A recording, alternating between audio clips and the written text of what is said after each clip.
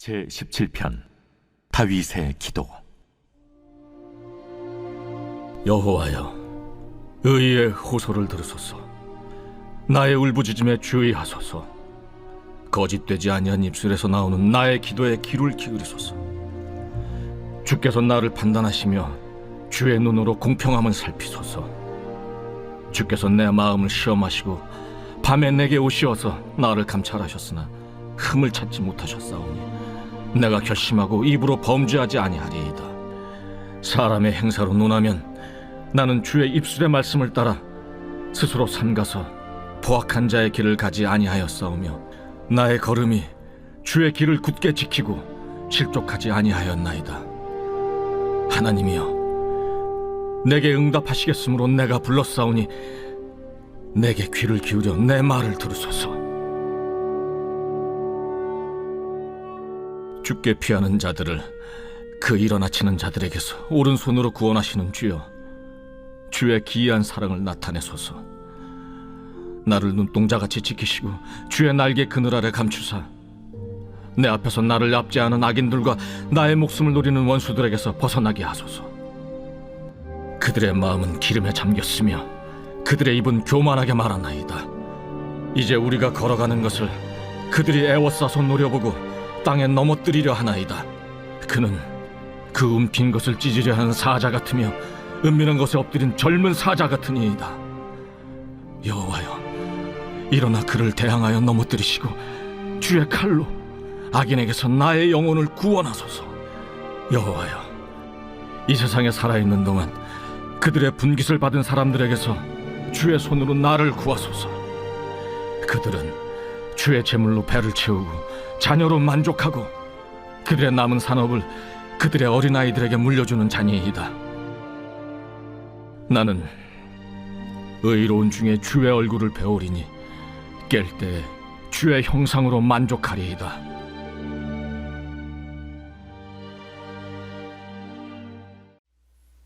자, 제목은요, 삶의 기도입니다. 그렇죠? 삶의 기도. 자, 여러분, 하나님이 들으시는 기도는 어떤 기도라고 말씀을 제가 드렸습니까? 한번 읽어보겠습니다. 시작.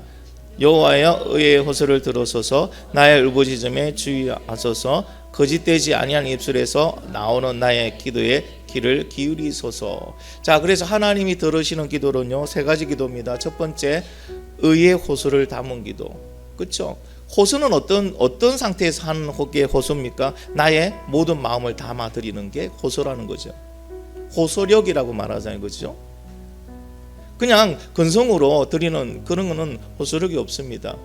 의의 호소를 담은 기도를 주님께서는 기뻐하십니다. 그리고 들으십니다. 두 번째는요, 울부짖는 기도입니다. 여러분, 언제 울부짖게 됩니까? 내가 원통할 때, 힘들 때, 어려울 때 하나님 향하여 울부짖습니다. 고난과 위기 가운데서 다윗은 울부짖으며 기도했습니다. 그런데 하나님은 그 울부짖는 기도를 들으시더라. 자, 세 번째는요, 거짓 없이 드리는 기도입니다. 여러분, 거짓 없이 드리는 기도가 되기 위해서는 먼저 뭐가 마련되어야 됩니까? 내 마음이 거짓 없는 마음이 되어야 되겠죠. 여러분의 마음 상태를 점검하는 방법을 가르쳐 줄게요. 내 마음이 뭐로 가득 찼는지 알 수 있는 방법 가르쳐 줄게요. 자, 말씀 한번 읽어봅시다. 시작.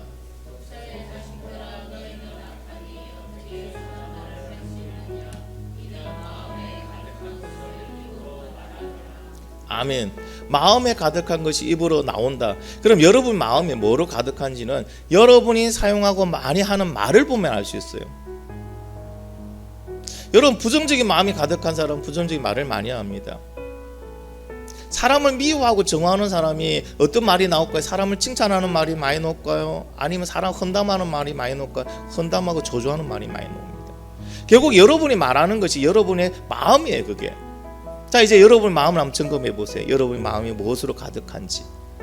그리고 하나님은 어떤 기도를 기뻐하신다고요? 정직한 자의 기도를 기뻐하십니다. 여러분 마음이 정직으로 가득 차 있는 그 기도를 하나님은 기뻐하시더라.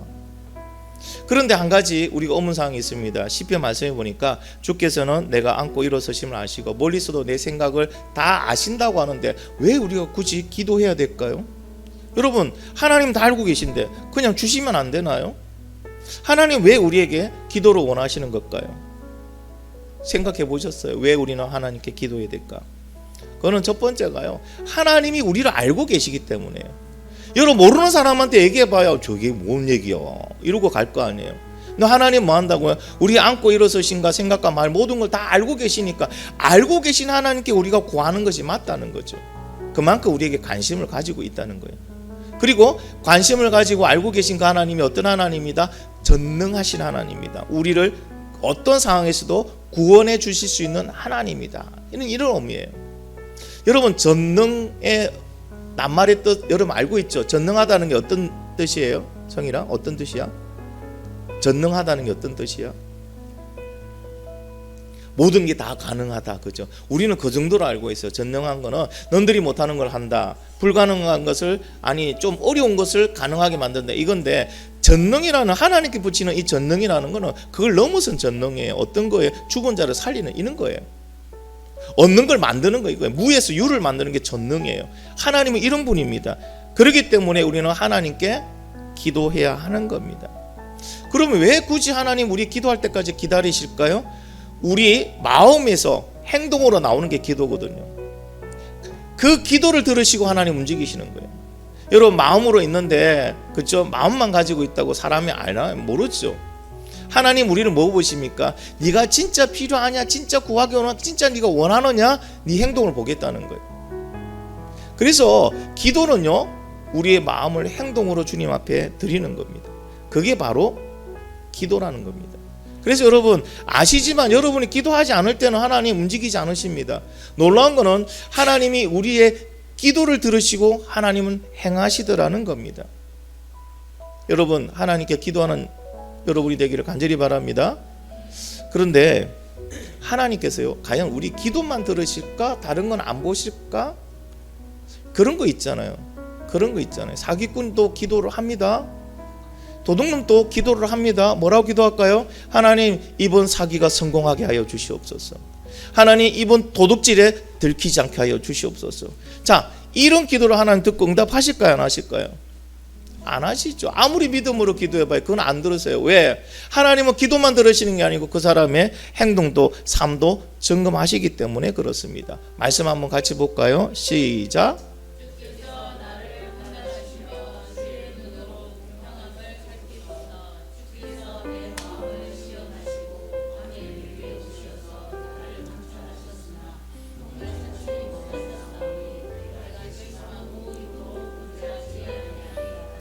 아멘.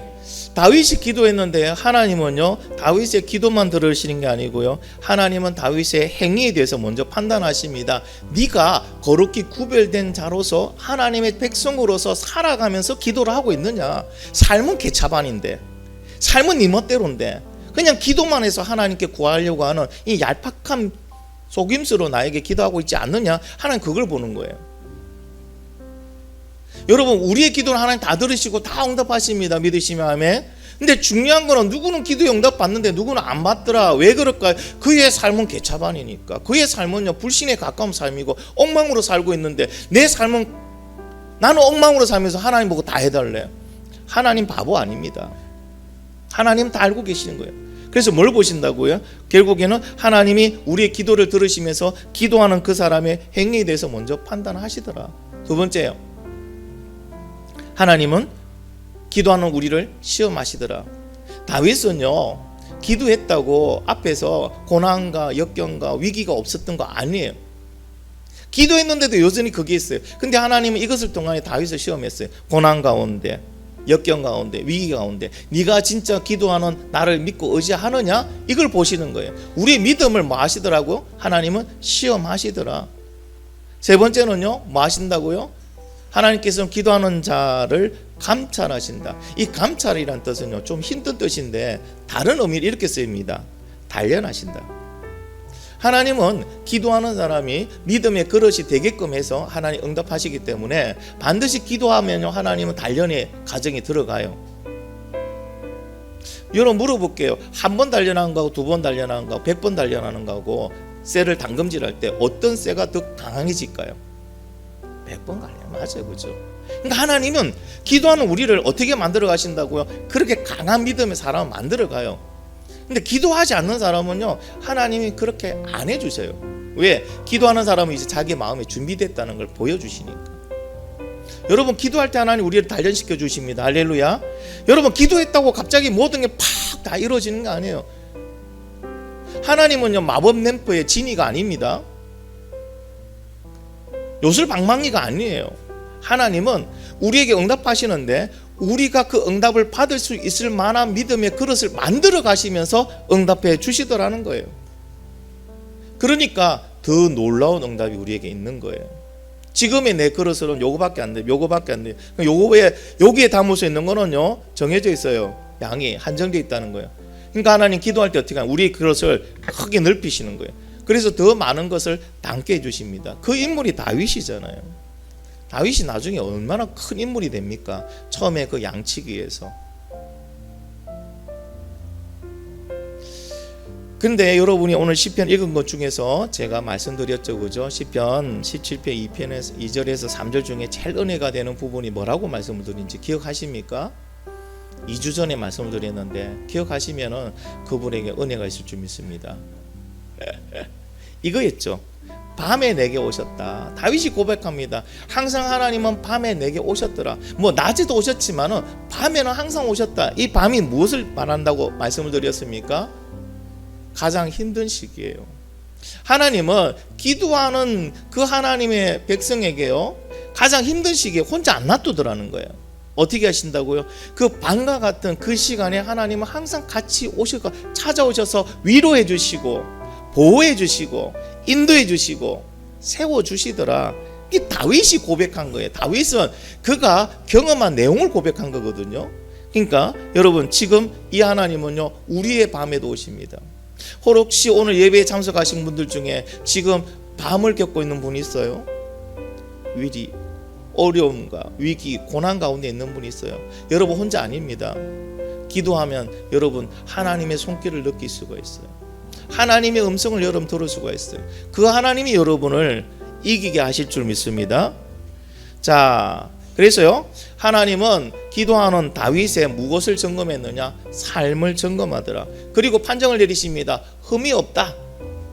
다윗은요, 모든 기도에 응답받으면서 항상 이 과정을 거칩니다. 하나님 뭐 한다고요?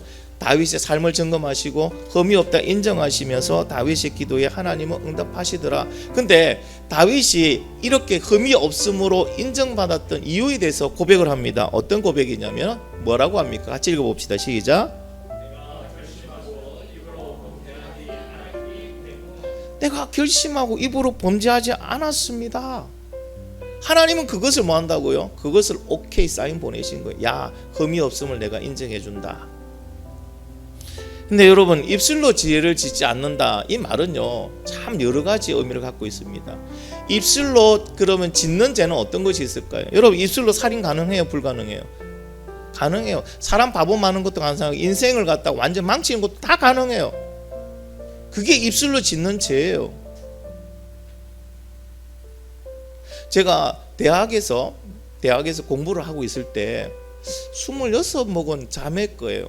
자매가 세상에 공부를 하는데 수업 강의를 듣는데 애들은 다 보고 그 칠판을 보면서 교수님 적는 것도 보고 서로 토론도 하고 하는데 이 친구만 유독 그냥 수업 시작부터 끝나는 시간까지 책에만 눈을 받고 있어요. 고개도 안 들어요. 그래서 너무 궁금해서 물어봤어요. 왜 그러냐니까 초등학교 때의 트라우마 때문에 그렇대요. 초등학교 때 손들고 선생님께 질문했어요. 근데 선생님이 얼마나 그 아이를 인격적으로 짓눌러 버렸는지 그 다음부터는요, 수업 시간에 선생님 얼굴을 못 본대요. 말도 못 건대요. 그냥 책만 봤대요. 결국에는 그 말이 그 학생의 인생을 짓밟아 놨어요. 방향을 꺾어버렸어요. 여러분의 말 한마디 한마디가요, 그만큼 여러분 우리에게 또는 타인에게 막대한 영향력을 미치더라는 겁니다. 그래서 다윗은요, 입술에 대한 부분을 이야기한 겁니다. 내가 결심하여 입으로 범죄하지 아니하였다고 얘기합니다. 입으로 범죄하지 않는 사람이 행동으로 범죄할까요? 입으로조차도 범죄하지 않는 사람은 행동으로도 범죄하지 않는다는 거예요. 왜? 입으로 나오는 거는 내 마음에서 나오는 거니까. 마음에 이미 그 범죄할 마음이 없는데 무슨 행동이 나오겠습니까? 다윗은 이 기도를 드린 겁니다. 여러분, 하나님께서는 기도하는 자의 기도를 들으십니다. 그렇죠? 하나님께서는 기도하는 자의 기도를 들으십니다. 그러나 기도만 들으시는 게 아니고 그의 삶을 살펴보신다는 사실을 꼭 기억하셔야 돼요. 자, 그리고 오늘 이제 말씀으로 이어지겠습니다. 자, 입술로 죄를 짓지 않기 위해서 다윗은 어떤 일을 했을까요? 구체적으로 말하면요, 다윗 자신의 마음을 다스리기 위해서 무엇을 했을까? 한번 말씀을 통해 읽어볼게요. 시작.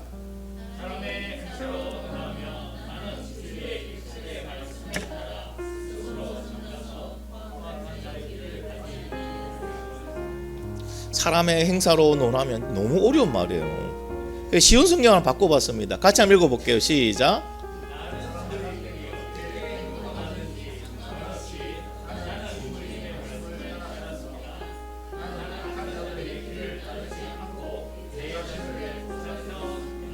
아멘. 여러분, 개역 개정 읽으시다가 무슨 말이야 도대체 이해가 안 되면요, 쉬운 성경 꺼내서 한번 읽어보세요.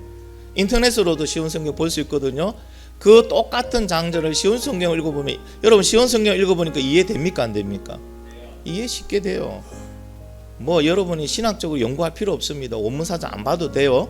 이렇게 쉬운 성경 보면 그 뜻이 바로 확연하게 드러납니다. 자, 다윗은 입술로 죄를 짓지 않기 위해서 무엇을 했다? 첫 번째, 다른 사람의 행동을 따르지 않았다. 다른 사람이 어떻게 하든지, 그때 사회가 모든 사람이 다 한다 하더라도 하나님께서 싫어하시는 행동이라면 다윗은 하지 않았다는 얘기입니다. 친구들이 다 욕한다고, 여러분 모든 사람들이 그런 정도의 범죄는 이거는 일반적이고 해도 된다고 하더라도 하나님이 좋아하지 않으시는 거라면 하지 않았다는 겁니다. 입술로 죄를 짓지 않기 위해서는 반드시 우리는 타인의 다른 사람의 행동에 동참하지 않기를 간절히 바랍니다.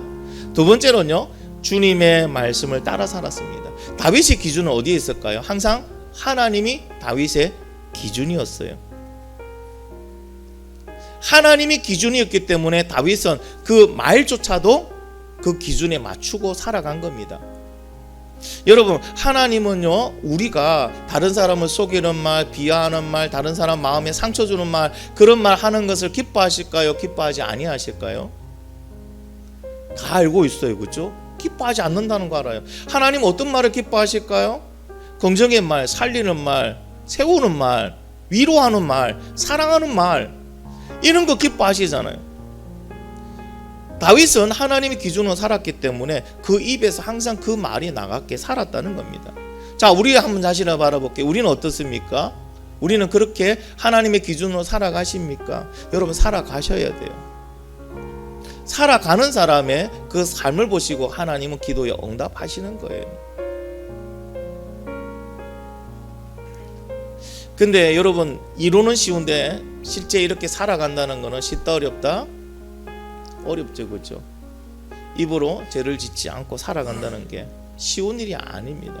여러분, 내 입술로 죄를 짓지 않고 살아가기 위해서는 두 가지가 바뀌어야 됩니다. 나의 생각과 삶의 기준이 바뀌어야 돼요. 생각과 삶의 기준이 바뀌지 않으면 내 입술의 말은 바뀌지가 않습니다. 정 말하자면 내 믿음도 성장하지 않는다는 겁니다. 내 마음을 오늘 이 시간에 우리 하나님께 드리기를 바랍니다. 내 입술도 들으시기 바랍니다. 그리고 주님의 말씀에 항상 여러분이 집중하시기 바랍니다. 그럴 때 하나님은요, 우리 입술을 어떻게 사용하시는지 알아요? 사람을 살리는 입술로, 희망을 전하는 입술로 주님은 세우실 줄 믿습니다. 여러분 입술은 귀한 입술입니다. 귀한 입술입니다. 여러분의 입술로 수많은 영혼을 살릴 수 있는 입술입니다. 그러나 반대로 여러분의 입술로요, 한 영혼, 한 인생을 완전히 죽일 수 있는 입술도 될 수 있다는 거 여러분 기억하시고, 이왕 사용하는 입술이며 좋은 입술로, 귀한 입술로 복음을 전하는, 그렇죠? 소망의 입술로 바뀌기를 예수님의 이름으로 축원합니다. 하나님의 인생 기준, 하나님의 말씀이 내 인생 기준으로 살아가면 그 결과가 어떻게 될까요? 여러분, 하나님 말씀대로 살아가는 사람에게 실패가 있을까요? 실패가 있을까요? 하나님 말씀으로 살아가는데 실패가 있을까요? 실패가 없습니다. 과정 중에 안 되는 부분은 있겠죠. 그러나 결과는 하나님 인도하십니다. 반드시 하나님은 하나님 뜻대로 되게 하십니다. 그래서요, 실패해도 실족하지 않습니다. 실패해도 실망하지 않습니다. 왜? 하나님이 하실 거니까. 그리고 인생이 후회되지 않아요. 왜? 하나님이 우리를 이끌어 가시니까. 여러분이 하나님의 말씀의 기준에 합당한 삶을 살아가기를 간절히 바랍니다. 자, 이제 그러면 다윗이 하나님과 함께하는 이유에 대해서 구체적으로 몇 가지 알아볼게요. 왜 다윗이라는 인물은 하나님 아니면은, 하나님 하면은 죽고 못 사는 걸까? 왜 하나님의 말씀대로 기준대로 살아가는 것일까? 그게 다 이유가 있습니다. 첫 번째는요, 기도에 응답해 주시기 때문입니다. 말씀 한번 읽어볼게요. 시작.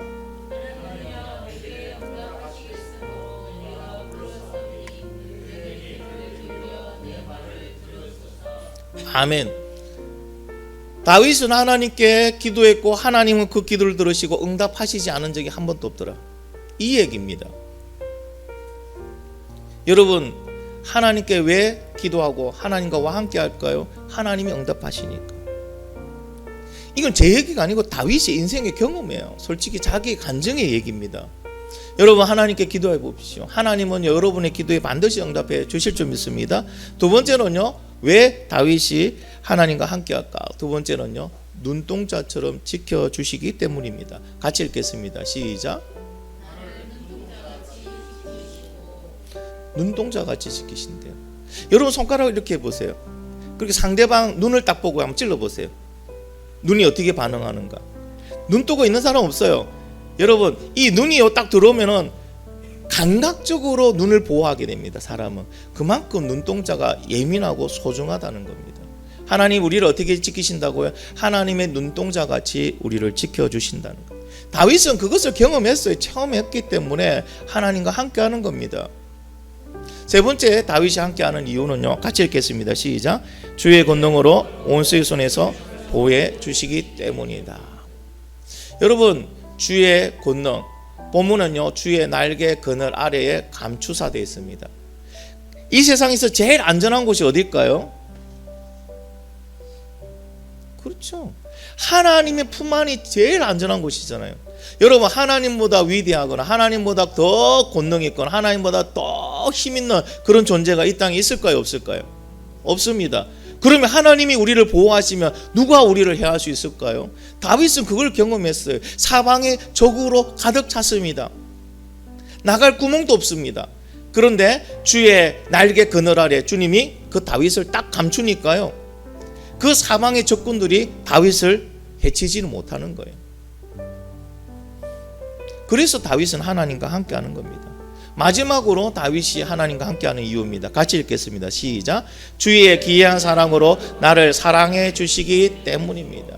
여러분, 주의 기이한 사랑으로 나를 사랑해 주신대요. 주의 기이한 사랑이란 이 기이하다는 단어의 뜻은요, 변함없이 신실한 사랑을 의미합니다.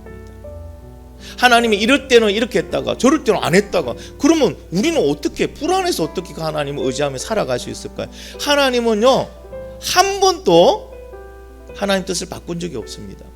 신실하시게 그 하나님은 지금도 우리를 사랑하고 있음을 믿으시면 아멘. 그러니까 다윗은 하나님께 끝까지 올인할 수 있었던 거예요. 하나님과 함께 갈 수 있었던 거예요. 근데 오늘 본문에는요, 특이하게 악인에 대해서도 나옵니다. 자, 여러분은 이 악인의 특징에 나는 몇 가지가 해당되는지 한번 찾아보시기 바랍니다. 악인의 특징에 대해서 제가 말씀을 드릴게요. 첫 번째입니다. 같이 읽겠습니다. 시작. 마음은 기름에 잠겨 있다. 제가 이렇게 본문 제목 이렇게 같이 읽자 하는 거는 졸고 있는 사람이 있기 때문에 깨라고 하는 거예요. 옆에 누군가 졸고 있으면 좀 깨워주세요. 말씀은 들어야 되잖아. 그렇지, 힘들게 왔는데. 자, 그런데 깨울 때 법칙이 있어요. 3번 깨우고 다니려면 놔두세요. 어쩔 수 없어요. 그거는 자고 일어나야 잠이 달아나는 친구예요. 그런 다음 시간을 기다리는 수밖에 없어요. 자, 여러분, 마음은 기름에 잠겨 있다. 이게 무슨 말일까요? 여러분, 우리가 섭취해야 될 음식을 과하게 많이 먹으면, 그래서 칼로리를 다 소비하지 못하면 나머지는 어떻게 우리 몸에 저장이 됩니까? 지방으로 저장이 됩니다. 그 지방이 많아지면 뭐가 됩니까? 그렇죠. 비만이 됩니다. 많아지면 많아질수록 고도 비만이 됩니다. 이와 같이 뭐 한다고요? 내가 가져야 될 재물, 내가 가져야 될 것 이상으로 다른 사람 걸 불법적으로 가져와서 내 것을 계속 채우고 있는 사람들, 그런 모습을 두고 뭐 한다고요? 마음은 기름에 잠겨 있다고 얘기하는 거예요. 여러분, 이 땅에 그런 사람 있다 없다? 많죠. 가진 자가 더 무섭다는 얘기 있으면 가지려면 더 가지렵니다. 그런데 정당한 방법으로 가져야 되는데 정당하지 않는 부정한 방법으로, 불법으로 가지려는 사람도 많잖아요. 빼앗아 가는 사람 많잖아요. 요즘 뭐 보니까 안타까운 거는 빌라 왕 해가지고 자기 돈 하나도 안 들이고 집을 갖다가 뭐 100채, 뭐 150채 이래 가지고 있고, 전세 든 사람들은요 자기 평생 그 모은 돈으로 전세는 걸었는데 나중에 이 사람들이 난 돈 없대 버리니까 어디 나가지도 못해. 집은 경매로 넘어가요. 그 사람들은 어떻게 해요? 그런 사람들이 마음은 기름에 잠겨있는 악인의 특징 중에 하나입니다. 두 번째는요, 교만하게 말합니다. 여러분, 악인 중에 겸손한 사람 보셨어요? 겸손한 척은해도요 그 마음에 교만으로 끓습니다. 왜 끓을까요? 자기 중심적으로 살기 때문에, 내가 최고이고 내가 제일 잘났기 때문에 다른 사람 말 듣지 않습니다. 자기 말에 만약에 반대하잖아요, 어떻게 하든지 가서요 안 갚음합니다. 교만하게 말하는 특징이 있어요. 세 번째는요, 믿음의 사람을 대상으로 그 사람을 넘어뜨려요. 그 악인들은요 항상 믿음의 사람들이 걸림돌이 돼서 믿음의 사람을 실족해 합니다. 넘어뜨리는 겁니다. 네 번째로는요, 사자와 같이 사냥하며 때를 노리더라는 겁니다. 사자가 어떻게 사냥합니까? 허점을 노리죠. 허점이 딱 하나 보이면 어떻습니까? 그것을 갖다가 팍 물고 늘어지는 거예요. 그래서 악인들은요 상대방의 허점을 노립니다. 약점을 노립니다. 그리고 어떻게 한다고? 그 약점을 계속 물고 넘어집니다. 그러면 이 악인들은 그 마지막 때 어떻게 될까요? 성경은 이렇게 말합니다. 악인의 마지막 때, 같이 한번 읽겠습니다. 시작.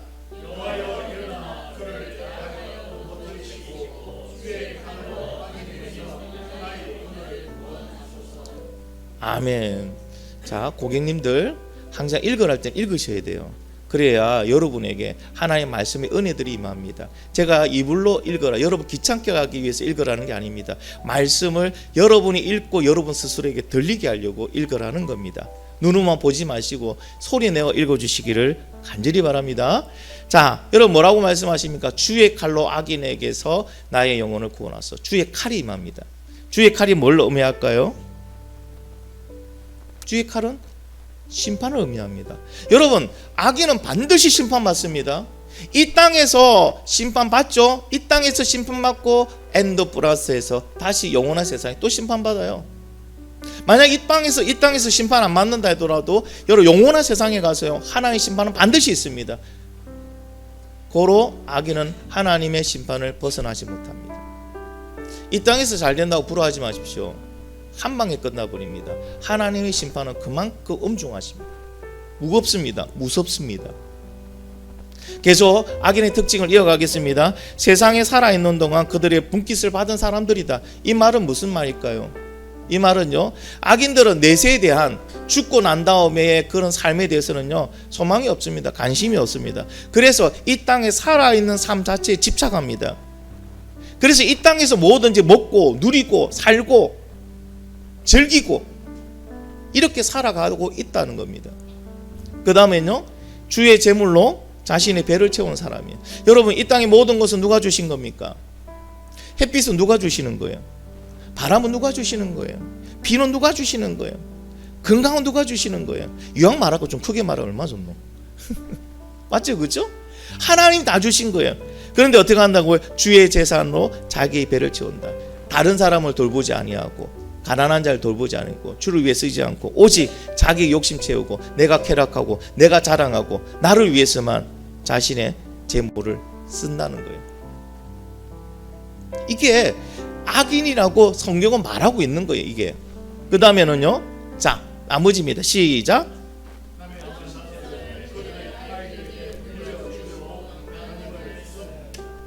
안간힘을 쓰는 거예요. 안간힘을 쓴다는 게 뭡니까? 정식적으로 세금 다 내고 자기 자녀에게 유산 물려주는 걸 누가 뭐라 하겠어요? 그거 안 하는 거죠. 편법적으로. 물려주려고 온갖 하여튼 별의별 방법을 다 쓰는 인간들. 자기 남은 재산은 자기가 썼으면 내가 그만한 재산을 모으기 위해서는 많은 사람들이 또 그만큼 나에게 협조했고 일했고 하나님도 주신 거잖아요. 은혜를 생각하면 어떻게 해요? 내 죽을 때 다 기부하고 죽어야죠. 사회에다 환원하고 죽어야죠. 근데 그것을 다 깔깔 모아가지고 더 많이 모아서 어떻게 하든지 내 자녀에게 이걸 다 주겠다. 여러분, 그렇게 유산 받아가지고 잘된 자녀가 과연 몇 프로 될까요? 사랑하는 성도 여러분, 우리가 자녀들에게 물려줘야 될 유산 1호는 뭐 해야 됩니까? 그렇죠, 믿음의 유산이에요. 네 엄마 아빠가 이렇게 예수님 믿었다, 섬겼다, 이게 나의 자랑이다. 너도 그렇게 예수 그리스도를 믿고 섬겨라. 반드시 하나님은 너에게 축복하시고 반드시 하나님은 너를 지켜주신다는 게 믿음의 유산이에요. 할렐루야. 꼭 여러분의 그 믿음의 유산에 손때가 묻은 것을 유산으로 하나님 앞에서 자녀들에게 물려주기를 간절히 바랍니다. 자, 이게 여기까지가 악인의 특징이에요. 이런 악인의 특징으로 사는 사람이 이 땅에 적을까요, 많을까요? 많아요. 사람들은 물질의 노예가 돼서 내가 악인의 범주 안에 들어가는지도 모르고 살아가요. 여러분도 그랬을 거 아니에요. 요즘에 10대들한테 물어본 꿈이 뭐냐면 건물주 라면서요. 건물 하나만 있으면 내가 편하게 먹고 사는데 지장 없으니까. 근데 하나님 뭐라고 말합니까? 하나님의 것으로 자기 배를 불리는 자는 악인이라고 말합니다. 그런 사람 되지 않기를 예수님의 이름으로 축원합니다. 그러면은요, 우리 악인의 이제 모든 걸 딱 모으면 특징이 나옵니다. 악인은 자기 중심적이고 배타적이다. 내 중심적으로 살아가요. 나만 살면 돼요. 나만 부자면 돼요. 나만 배 안 고프면 돼요. 놈은 전세로 깡통을 차든지 그걸 다 잃어가지고 길바닥에 나가든지 전혀 상관이 없는 그렇게 사는 사람들이 악인들이더라. 하나님은 우리에게 어떻게 살라고 그런 말씀하실까요? 같이 한번 읽어보겠습니다. 시작.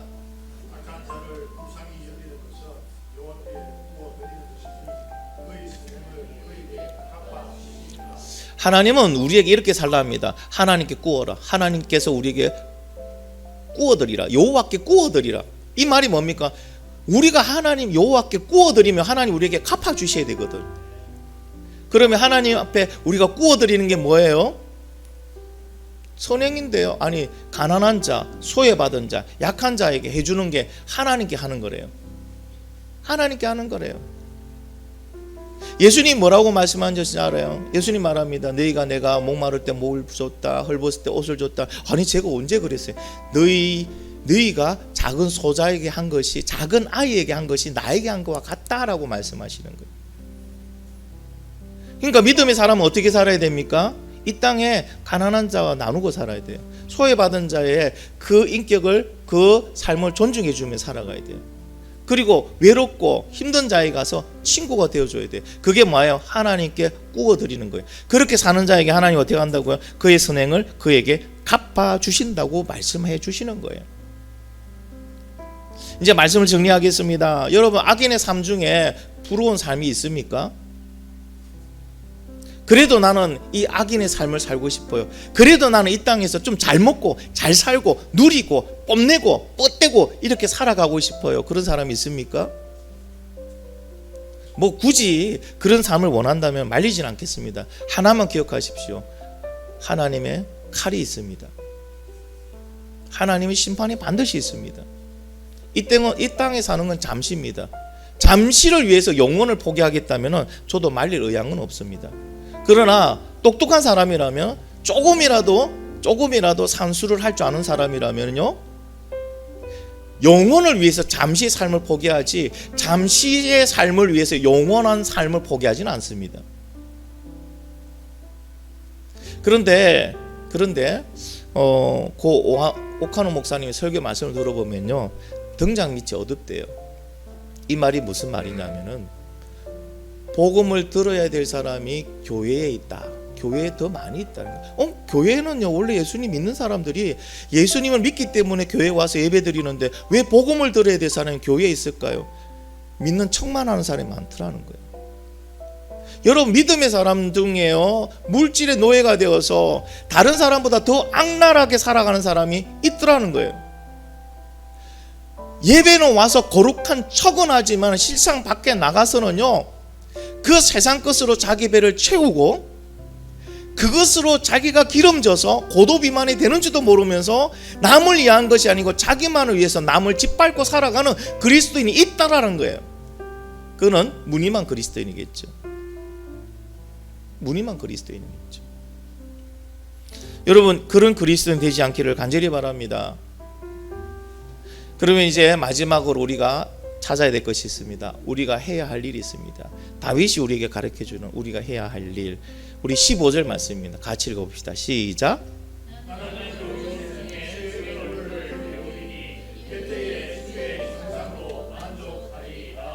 아멘. 우리가 해야 될 일이 있습니다. 어려운 삶을 주님의 얼굴 앞에서 살아가야 돼요.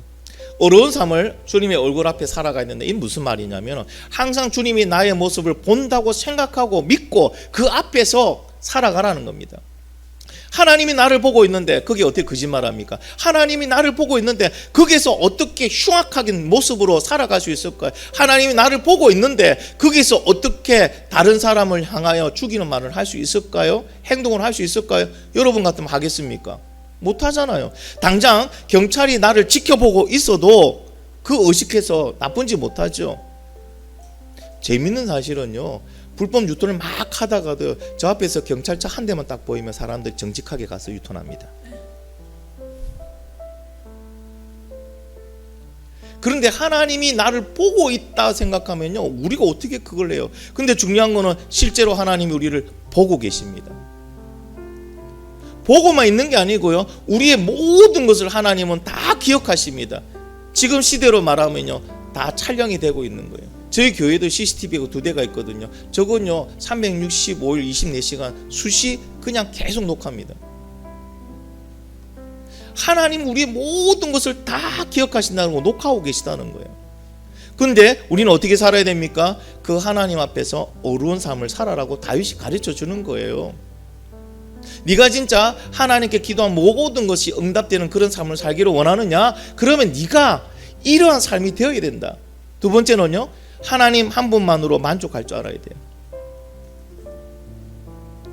깰 때의 주의 형상으로 만족하리라. 이거는요, 다윗이 하나님 한 분만으로 나는 모든 것을 만족합니다. 왜? 깼는데도 상황은 똑같은데 달라진 게 없는데 어떻게 해요? 왜 만족합니까? 주님이 계시니까. 오늘 또 내가 눈을 떠서 있어도 주님은 오늘 또 여전히 나를 사랑하시고 나를 지키시고 나를 주의 날개 안에서 나를 보호하시니까. 그러니까 하나님 한 분만으로 다윗은 만족했어요. 여러분은 하나님 한 분만으로 만족하십니까? 여러분 만족하는 삶이 되기를 간절히 바랍니다. 하나님 한 분만 계시면 됩니다. 그러면요, 이 땅이 부러울 게 없어요. 두려울 게 없어요. 그 이상 나를 유혹할 게 없어요. 왜? 하나님 한 분만으로 나는 만족한 사람이니까. 근데 알고 보니까 하나님 한 분만 계시면 모든 게 가능하네요. 왜? 하나님은요, 내가 무엇을 먹을까, 무엇을 입을까, 무엇을 쓸까, 어디에 있을까, 무엇이 필요한지 다 알고 계신대요. 그리고 우리에게 일용할 양식을 달라고 기도하라고 시키신 분이 하나님이세요. 하나님이 책임져 주겠다는 거예요. 단지 우리 보고 뭐라고 말씀하신 줄 알아요? 그 나라와 그 의를 먼저 구하라. 그게 뭡니까? 의로운 삶이에요. 의로운 삶이래가 뭐 착한 일, 우리가 세상적으로 말하면 뭐 히어로 같이 대단한 일, 이런 게 아니고요. 의로운 삶이라는 건 그 나라와 그 의를 구하는 삶이에요. 그것을 하게 되면 하나님 모든 걸 책임져 주시니까 하나님 한 분만 있으면 되잖아요. 할렐루야. 여러분 하나님 한 분만으로 만족할 수 있다는 거 여러분 꼭 깨달으시고 하나님 한 분만으로 만족하는 인생 되기를 간절히 바랍니다. 그 다음에 마지막으로 꼭 여러분에게 이 말씀을 꼭 전하고 싶은 마음이 있어요. 어떤 말씀이냐면 하나님께서는 우리에게 완벽을 요구하지 않습니다. 착각하지 마세요. 어려운 삶을 살아내니까 완벽하게 어려운 삶을 살아내는데 내가 어떻게 살아요 그걸? 여러분 살 자신 있습니까? 저는 살 자신이 없어요. 다윗도 완벽하게 어려운 삶 못 살았어요. 다윗도 죄 지었잖아요. 불륜에다가 살인에다가 다윗도 엄청난 죄를 지었거든요. 하나님은 우리에게 완벽을 요구하신 적이 한 번도 없습니다. 제가 이렇게 예배 와서도 졸고 있는 친구들 보면 너무 감사하고 사랑스러운군요. 우리에게 완벽을 요구하진 않으시니까. 그래도 이 자리를 기억하고 왔다는 거 하나님 기뻐하세요. 기도하지 못하지만 5분이라도 앉아가 기도하는 사람 기뻐하세요. 시간이 없어서 짬을 내어서 하루에 한 장밖에 못 읽는 그 성경 말씀 읽는다, 그것도 기뻐하세요. 왜? 내가 할 수 있는 최선을 드리는 걸 하나님 기뻐하십니다. 그냥 하나님은 우리에게 믿음의 분량대로, 환경의 조건대로 내가 할 수 있는 최선을 다해서 하나님께 드리면 돼요. 나머지는 누가 하신다는 거예요? 하나님께 하신다는 거예요. 그러니까 우리는 하나님께 맡기면 돼요. 왜 여러분 삶을 어렵게 살아가십니까? 하나님은 우리에게 완벽과 완전한 걸 요구하신 적이 한 번도 없습니다. 우리는 그럴 수도 없는 존재고요. 그래서 뭐 하면 됩니까? 지금 나에게 맡겨준 그 환경 속에서, 그 역경 속에서, 그 체력과 그 믿음 안에서 내가 할 수 있는 최선을 다하라는 거예요. 근데 문제는 뭐냐? 최선을 안 하잖아. 우리가 할 수 있는데도 안 하잖아요. 제가 주일학 중고등부 양육을 하면서 우리 양육에는 항상 이렇게 보면 하루하루 점검하는 게 있습니다. 기도, 말씀 이런 게 있습니다. 그럼 먼저 자율적으로 전해요. 정하라고 합니다. 너 기도 하루에 몇 번 할래? 이래 말해요. 그러면요, 친구들이 뭐라고 말하는지 아십니까? 1시간 하겠어. 이런 친구 아무도 없어요. 1분 한대요. 야, 근데 1분은 네 최선이 아니지? 야, 네 생각해봐. 1분이 너의 최고이고 최선이냐? 그러면 애들이 막 머리를 끌고요. 아닌데요. 하나님은 이미 우리의 마음의 중심 알고 있습니다. 그 하나님 앞에 우리가 최선을 다하는 거예요. 하나님을 속이려 하지 마시기 바랍니다. 하나님은 속는 분이 아닙니다. 그냥 내가 나에게 맡겨준 믿음과 환경 모든 것 속에서 그냥 최선을 다하세요. 여러분, 최선을 다하란다고 내가 힘들게 오버하는 건 아니에요. 여러분, 신앙생활은요, 내가 힘들다 어떻게 이 신앙생활은 가면 갈수록 힘들고 어렵나, 이거는요 잘못된 거예요. 예수 믿는 건 기쁘고 행복하고 즐거워야 됩니다. 힘들다는 거는 내가 뭔가 억지로 오버한다는 거예요. 내 힘으로 하는 거예요. 성령의 능력을 주지 않았는데 내 힘으로 오버하는 거 욕심이에요. 그거는 좀 내려놓으세요. 그러면 하나님 주시는 평안과 기쁨을 누립니다. 그리고 하나님께 맡기세요. 나머지는 하나님께 맡기세요. 하나님 우리에게 뭐라고 말씀하셨습니까? 마태복음 11장 28절에서 수고하고 무거운 짐진 자들아 다 내게로 오라. 내가 너희를 쉬게 하리라. 왜 그 수고하고 무거운 짐을 자꾸 내가 지고 가려고 하십니까? 내려놓으세요. 그러면 하나님 뭐 한다고요? 우리에게 쉼을 주십니다. 안식을 주십니다. 하나님께 맡기고 사는 거, 이것이 믿음의 삶이에요. 하나님을 믿기 때문에 여러분 그 모든 삶을 하나님께 다 맡기세요. 얼마나 편합니까? 하나님께 맡기고 살면은. 여러분, 내가 그렇죠? 내가 현금이 1억이 있어요. 그 1억을 갖다가 지폐로 우리 집에 다 보관했고 내가 지키고 있으면요, 얼마나 불안하겠습니까? 그 소문이 퍼져나가면은요, 도둑놈들이 얼마나 들끓겠습니까? 그리고 내 목숨도 얼마나 그렇죠? 위협당하겠습니까? 근데 그거를 은행에 딱 맡겨놔봐요. 똑같이 1억을 갖고 있지만 은행에 맡겨놓으면 어떻게 됩니까? 잠 잘 자죠. 이자도 오고, 그죠? 잘 지켜주잖아요. 내가 돈 안 줘도 돼요. 잘 지켜줘요. 거기서 공고도 2중 3중 공고야. 엄청나게 두꺼운 공고에 얼마나 잘 지켜줍니까? 근데 왜 굳이 그걸 갖다 내가 가지려합니까? 아직도 불안하세요? 아직도 불안감과 또 그것 때문에 힘들어하세요? 그건 내가 지고 있는 거예요. 짐을 하나님께 맡기세요.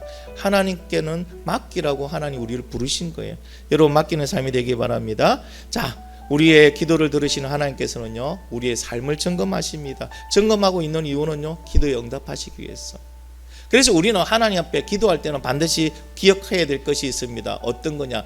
기행이 일치가 되어야 됩니다. 내가 기도했으면 나의 행동도 그와 같아야 됩니다. 믿음으로 기도했으면 믿음으로 행동해야 됩니다.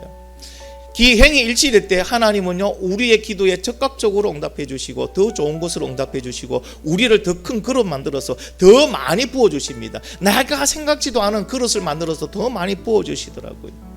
그냥 나는 주님 앞에 나가서 새벽에 나가서 내가 시간을 정해서 기도했을 뿐인데, 하나님, 나는 일이라는 것을 위해서 일 때문에 기도했는데 하나님 기도하니까 하나님 나의 그릇을 확장시켜서 나중에는 100을 담아주시는 분이 하나님이십니다. 그 하나님 앞에 기행일치로 사는 저와 여러분이 되기를 예수님의 이름으로 축원합니다. 우리 오늘 말씀 붙들고 한번 기도하겠습니다.